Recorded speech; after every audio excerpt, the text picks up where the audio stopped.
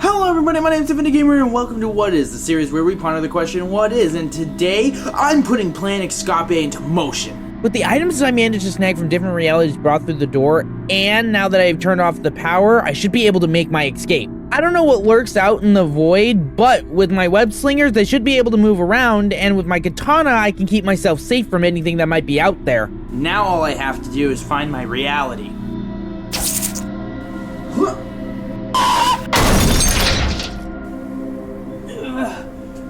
Where the heck am I? What is that?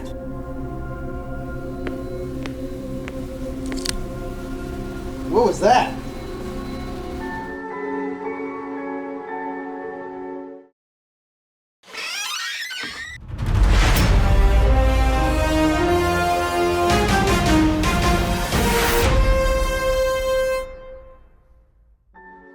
Alan Wake is a psychological survivor thriller game from Remedy Entertainment, the developers behind the Max Payne series and their newer release, Control. So you know Alan Wake has some big guns behind it. You see, after the release of the critically acclaimed Max Payne 2 in 2003, Remedy wanted to make something different. They needed a break, however, from the huge crunch time it took to release Max Payne 2. This is why in 2004, Remedy Entertainment developed a new concept for a game.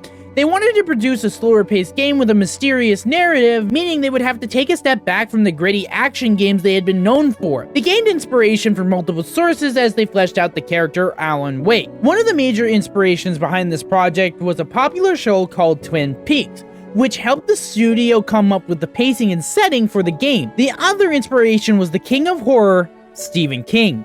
The studio took inspiration from many of Stephen King's books and concepts, like Alan Wake being a writer who writes his own demise, objects coming to life being the threat, and all the twists and turns that make you really question what's going on. Petre Harvilento, one of the writers for Alan Wake, said the team wanted an irresistible, one more episode mentality to go with the game, meaning a lot of cliffhangers and mysteries for the player to uncover slowly while trying to survive the horrors of the night. While in development, the team tried to pin down the main focus for the game. They knew that light was going to be your main mechanic in combat, but they weren't sure how the game's world was going to operate. They were concepts of an open-world survival game where players spent the daylight preparing for the nightly horrors was quickly scrapped. Creative director Sam Lake stated his reasoning by expressing concerns that the open-world setting would make the game's pacing feel incoherent and random for players, so the team opted to implement a more linear storytelling approach.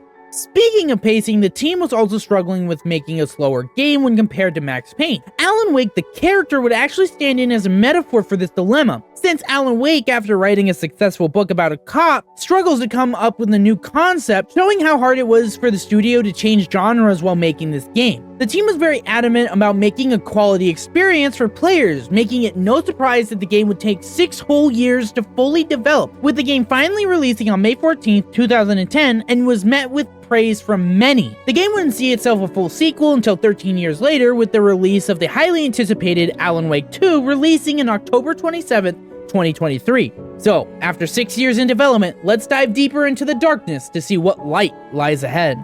Alan Wake feels like playing through a book. Throughout your playthrough, Alan Wake will narrate his surroundings and the events playing out during the game. Among Alice's Things was a book, The Creator's Dilemma, by a Dr. Emil Hartman. Seeing the book brought back my fight with Alice. I didn't like it, and I didn't like the guy's smug face on the cover either.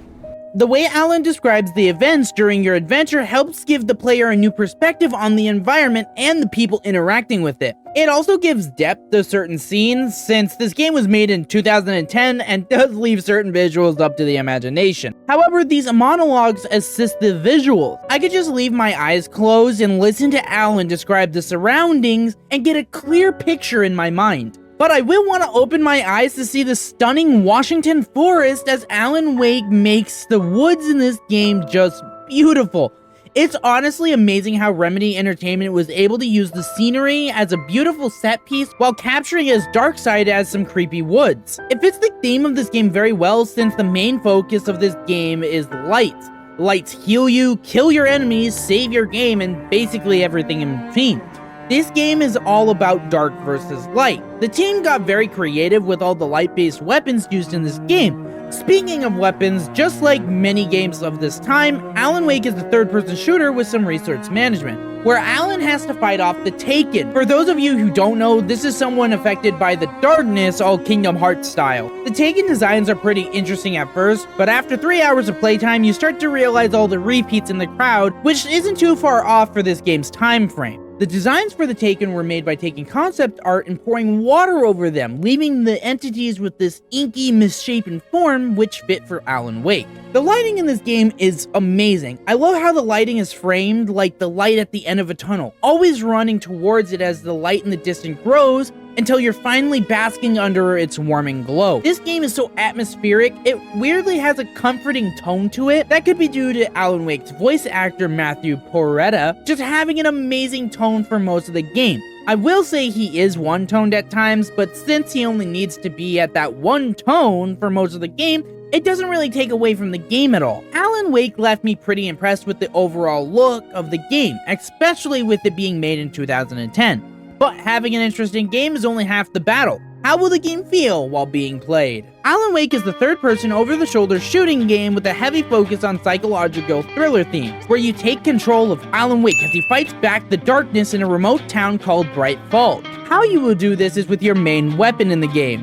No, not a gun. A flashlight, silly. Alan Wake's main game mechanic is using light to stun your enemies before finishing them off with whatever weapon you have at your disposal. You will have to be mindful of your equipment, however, as your flashlight can run out of battery power. If this happens, you can either use batteries found around the game world to recharge your flashlight quickly, or you can try to maneuver around the enemies and let your flashlight recharge on its own at the cost of taking more time. If you decide to take this route, Alan Wake thankfully has a dodge mechanic in the game to help you buy time to wait for your flashlight to come back online. There are multiple ways to weaken your enemies with light. You could use a flare to push back crowds of Taken, while flashbangs act like grenades, as they are throwables that will outright just defeat your enemies aside from weakening them. Once the Taken is weakened by light, they can be damaged by one of your weapons in your arsenal. Throughout your playthrough, Alan Wake will be equipped with a simple revolver, a 2-round shotgun, a pump shotgun, a hunting rifle, and last but not least, the flare gun. The flare gun is like a grenade launcher. A flare shot will outright eliminate a Taken no matter if they're weakened or still protected by their dark exterior. There are multiple enemy types throughout your playthrough, but for the most part they are your standard enemy roster. The standard enemy, your ranged baddie, brutes, and runners. Brutes sometimes wield a chainsaw, making them a special variant used sparingly throughout the game. Alan Wake does have a new unique enemy not commonly seen, known as the Darkness. This is your big bad of the game and is what is infecting the Taken with their dark energy. Although it can infect normal people, its powers aren't limited to creatures. The Darkness can also affect normal objects, turning things like barrels and vehicles into deadly enemies that can only be exterminated by a light source, since your weapons have no effect on these objects. There are some other objectives that you can explore while playing Alan Wake. You will have 2 main collectibles while exploring the many locations inside Bright Falls. The first you will encounter are coffee thermoses. These collectibles will, they can... I have no idea what these things do. I don't know if there's a secret ending for collecting them all, or if they're just there to be collected, but nonetheless, I'm not sure what they are for. Your other collectible has a great usefulness to you on your journey. While going through the game, you can find these pages to a manuscript. These pages are used in 2 ways.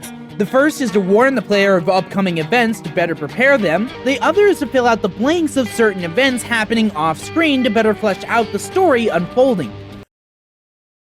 This doesn't tell me anything. While exploring for these collectibles, you might wander upon some yellow paint that is only revealed through your flashlight. Follow these mysterious markings and you will find a cache left by a mysterious individual full of supplies to help you with your current objective. Clearly, the waters of this story are filled with a mysterious murkiness, so allow me to shine some light on this darkened lore. Alan Wake takes his storytelling in a unique direction that I was pleasantly surprised with. This game's entire story is told as if it was a psychological thriller novel, with embedded mysteries seeding in the beginning of the story with amazing payoffs throughout your journey. Our story starts when Alan Wake, a famous writer, just finished his publicity tour and decides it's time to take a vacation with his wife Alice. They choose a small town in Washington named Bright Falls, but this town holds a mysterious presence. Alan Wake heads into the local diner to fetch the keys to his cabin, when a woman dressed in complete black surprises Wake. Thankfully for Wake, she has the keys to his cabin, so he accepts the keys and heads back to the car where Alice and Alan drive off to their cabin down by Cauldron Lake. As they settle in, Alice decides to surprise Alan with his work equipment since he has been having trouble writing his next book. But instead of making the writer joyful, all it did was sour his demeanor. The two get in a fight and Alan storms off outside during the cold night, where he knows he won't be followed since Alice is horrified by the dark. The cabin is soon attacked by a dark entity.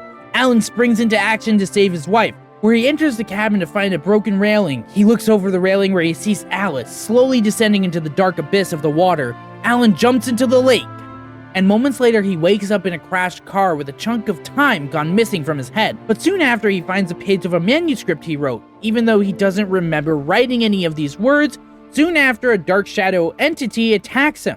Alan Wake has one of those amazing stories that will hook you from the very start, and will always keep you guessing on what's going to happen next. These are one of those games that you can sit down to start and don't realize that 10 hours have gone by because of how invested you are in the story. I applaud Remedy Entertainment for making such a hooking story. So let's wrap up this mysterious present with a captivating bow while I give my final thoughts on Alan Wake. Alan Wake is a gem for the 2010s. I had such a nostalgic feeling while playing through this game. It reminded me of when I played Resident Evil 4 or The Evil Within, and I'm happy to have gotten the opportunity to experience this game blind 13 years later. The game is simple yet unique with the flashlight mechanic, and the visuals help set the mood for the game no matter what the developers were trying to achieve. The soundtrack for the game is amazing. Too bad I can't share many of my favorite songs due to them being copyrighted, but I will say my favorite is The Poet and the Muse by the Old Gods of Asgard. I will say, however, the game does have some downsides, starting with the camera. You can switch which shoulder your camera goes over. It's defaulted to your left shoulder, which is annoying since I prefer it to be on my right shoulder,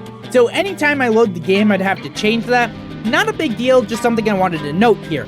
Another thing that annoyed me a bit more was how the episodes work. At the beginning of most episodes, your weapons, ammo, and upgrades that you found in the prior episodes would get reset. I found this to really bother me since I felt that putting in the time to find this hidden equipment and then just to lose it shortly after really affected my motivation to explore the world.